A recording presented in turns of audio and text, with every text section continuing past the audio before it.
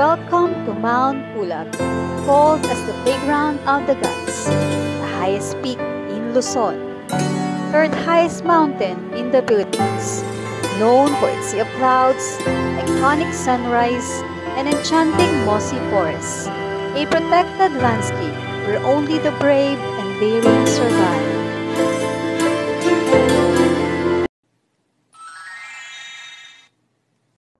Hello everyone! Hello mga kagala! Welcome sa aking YouTube channel. For today's video, I'm so excited dahil pupuntahan natin ang aking dream mountain, ang Mount Pulag. Sa video ding ito ay ibabahagi ko ang mga kailangang dalhin sa pag-akyat sa Mount Pulag. Kaya naman, samahan ninyo ako guys hanggang sa dulo ng video na ito at nawa ay makatulong ang naging karanasan ko as first timer sa Mount Pulag via Ambamig Rail. After almost 10 hours na biyahe, nandito na kami ngayon sa Mount Pulag Visitors Office. Before umakyat ng Mount Pulag guys, make sure na nakapag-secure na kayo ng slot in advance, lalo na kapag weekend ang schedule ninyo. Dahil sobrang daming tao ang pumupunta kapag ganitong araw. I don't know if allowed ang walk-in, pero sa amin kasi ang advice, dapat may slot ka na before ka umakyat ng Mount Pulag.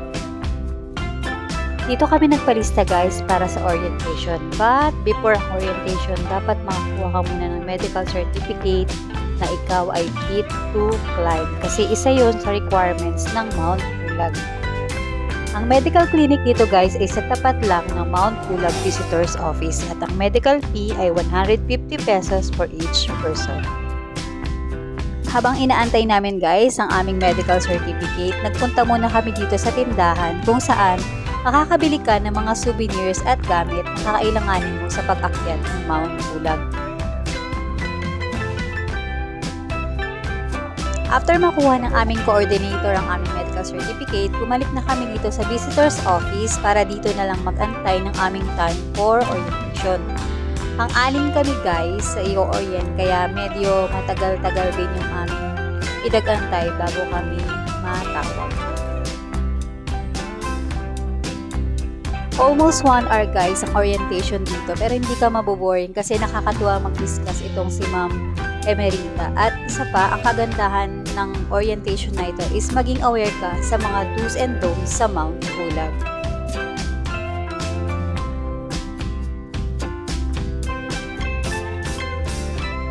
Photo and video opportunity with Ma'am Emerita. Thank you po, Ma'am. Okay, done with the orientation.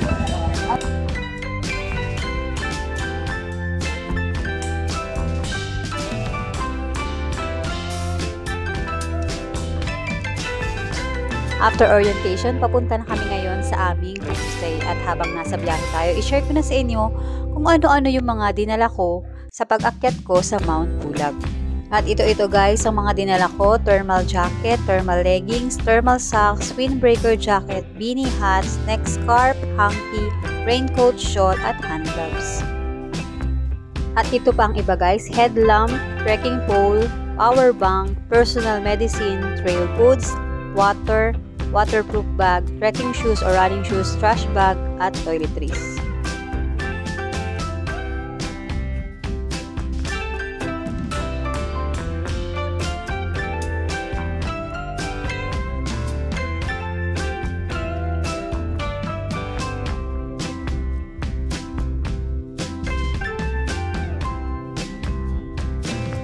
After naming may baba ang aming mga gamit, nag-ikot-ikot muna kami sa paligid ng aming homestay as part of our acclimatization. Ang ganda dito guys, dito palang sasaya ka na eh, napakadaming magaganda at makukulay na halaman.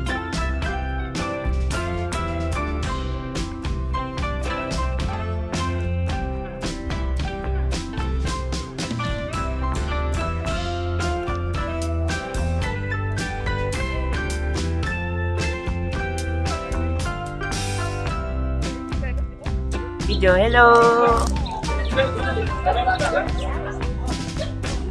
Ito po kami sa homestay. Sa likod ng aming homestay.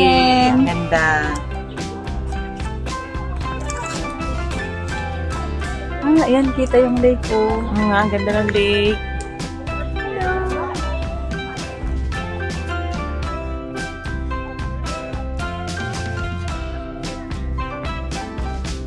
Ay, sayang Practice naman, po nagulog. for tomorrow's hike. Manghingi na tayo kalabasa bukas. Dito kami.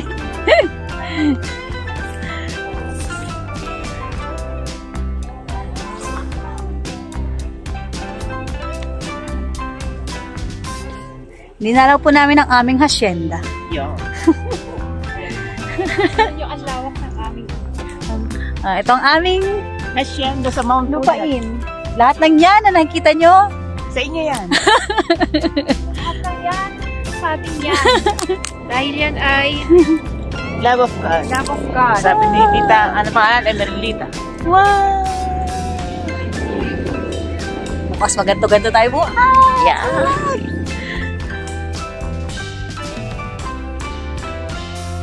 Pinuntahan din namin guys itong Mount Pulag Ranger Station.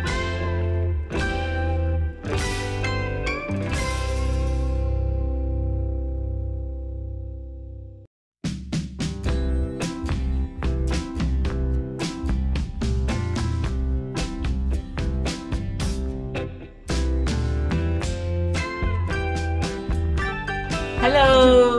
Good morning. Kami, punta kami na Korea.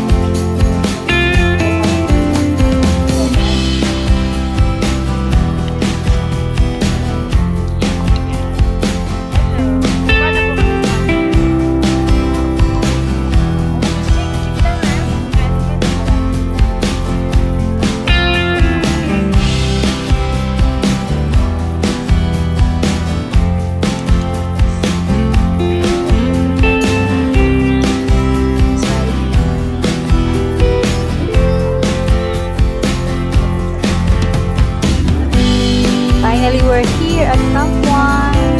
Invite mo na kami guys.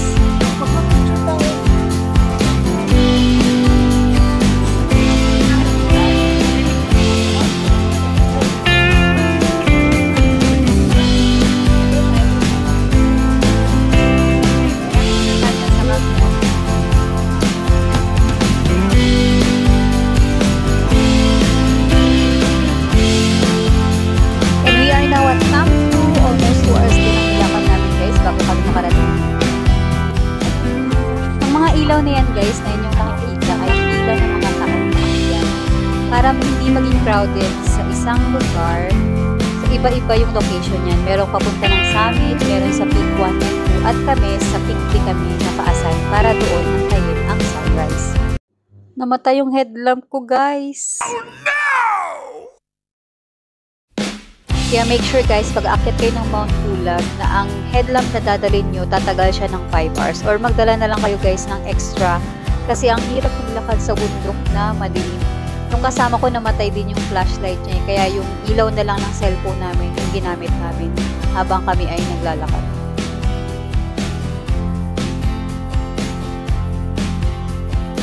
Good morning, Mount Pulag!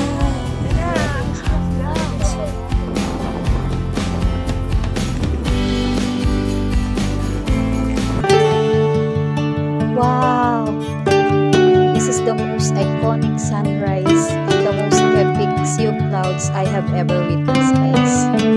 Amazingly beautiful. Thank you, Lord, for this beautiful creation of yours. Grabe, ang ganda.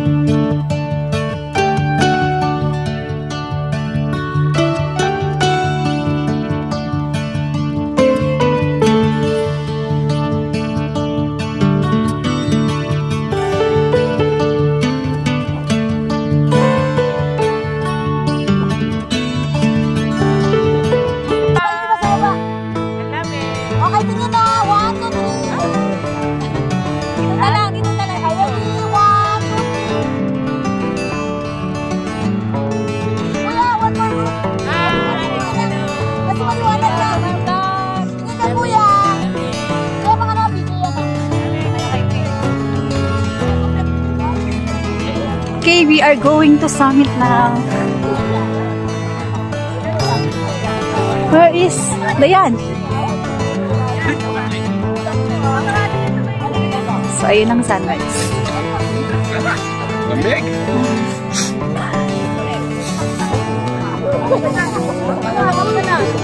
Shout out.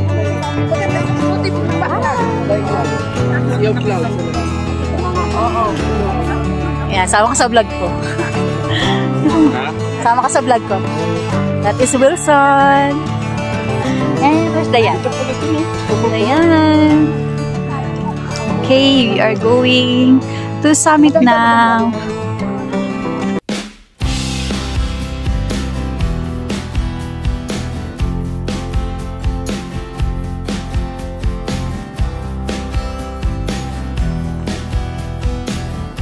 We are going down to summit. Ibababa para punta ng summit. This is the dwarf bamboo.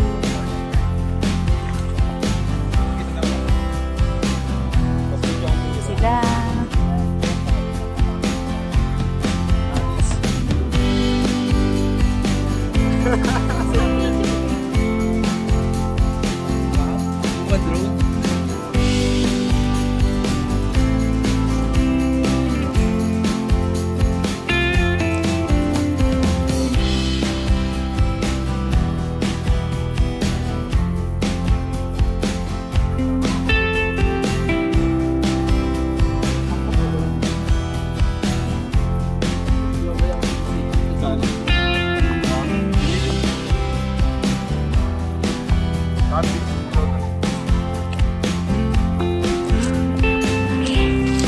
We are going up.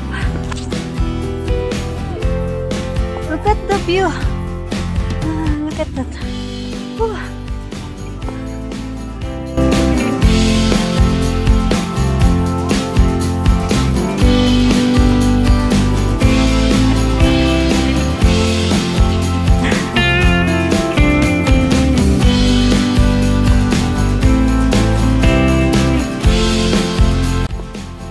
Sa aking mga subscriber, ang ganda ng bulan.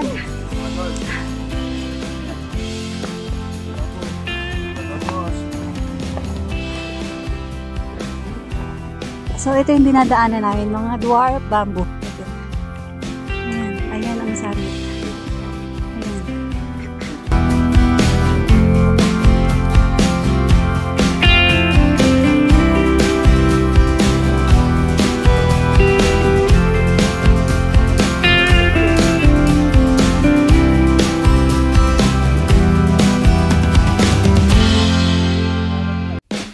Alam niyo guys, kahit sinasabi nilang beginner-friendly itong ang Bangig Trail, dapat pa rin na i-kondisyon natin ang ating sarili bago tayo umakyat. Dapat nakapag-exercise tayo, nakapag-jogging tayo para may handa ang ating mga paa at puso sa napakahabang lakarin na ating susuungin dito sa Mount Pulag.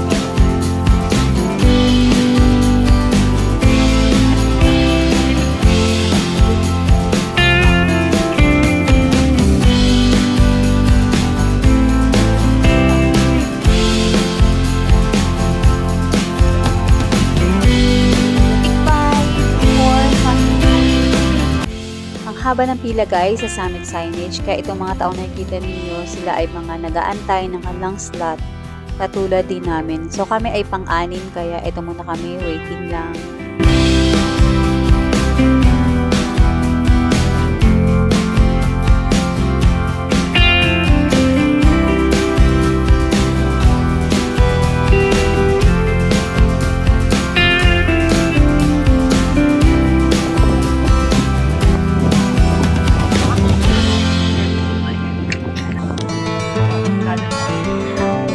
Waiting kami ng aming slot sa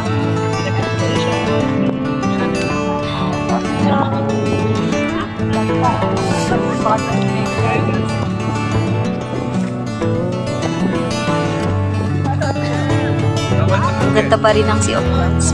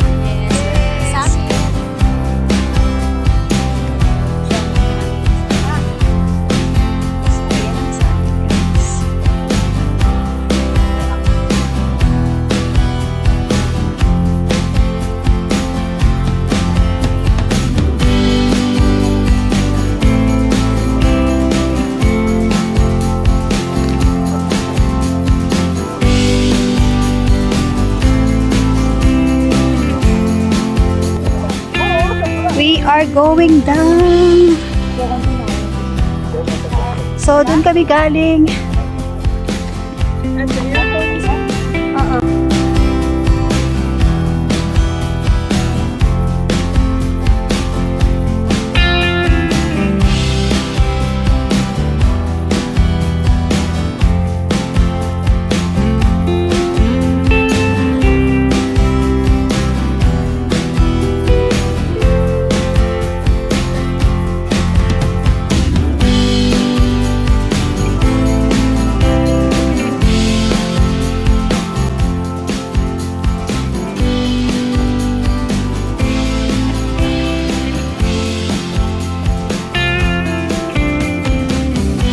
Sa good weather.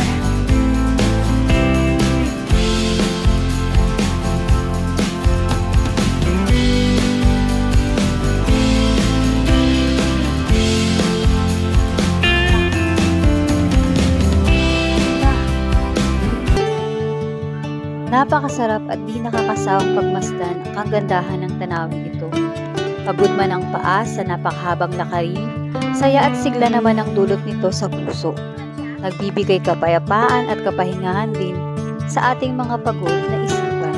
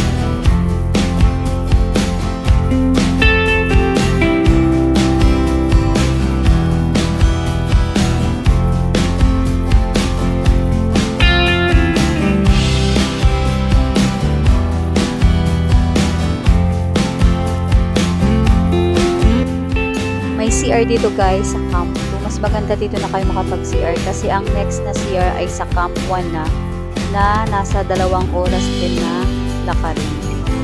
And we are now entering the Mossy Forest guys. May water source dito kung saan pwede kang uminom at mag-refill. We're inside the Mossy Forest guys.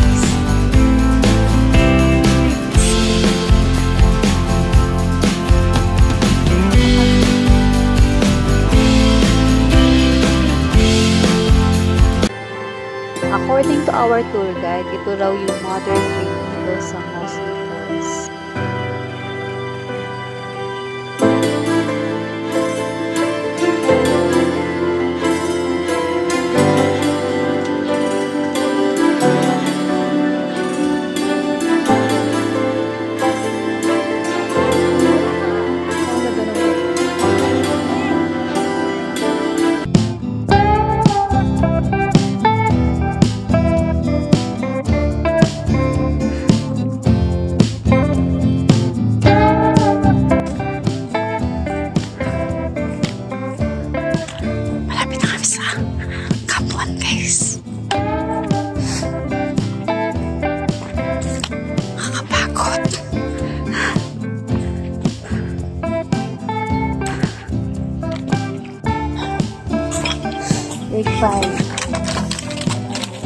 Take 5 and movie time. Take 5, movie time, movie.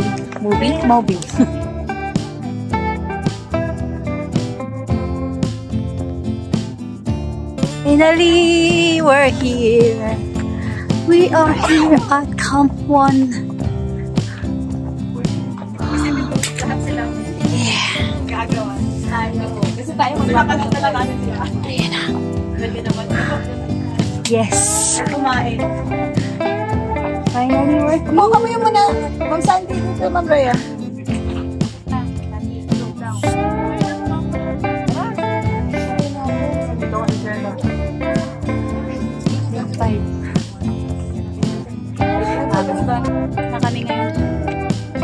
Malabas na kami ngayon sa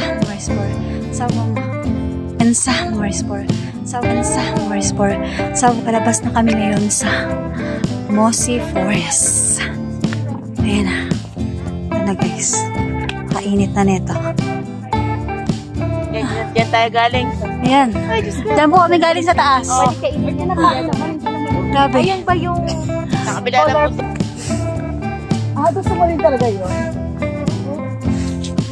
So, nahubad ko na ang ilang layer na hinubad ko. 1, 2, 3, 4.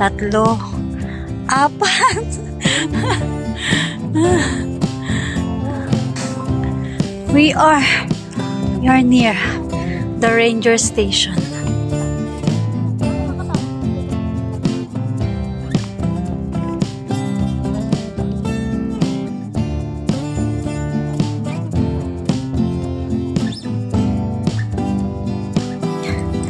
Pagdating dito guys, ayan, meron na siyang nag-aantay na mga habal-habal. 150 pesos ang bayad. Pero kami, hindi na. Inasal na lang namin.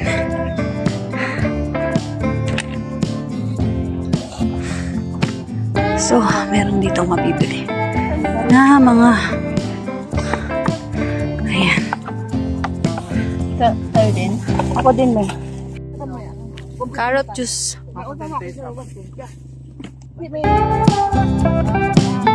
Sarap ng kokoy niya, ng carrot at carrot juice. Ang sarap. Ano po ba? Sarap.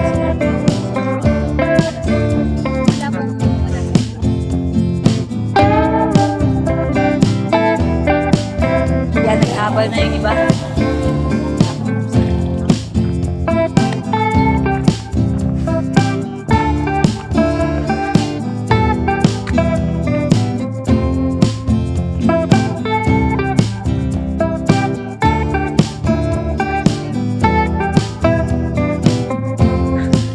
Video. Hello! Malapit na kami sa Camp 2. Yay! From how many hours? kilometers. Yeah. From Mount Konti na lang. Pulag, 1.1 kilometers na lang.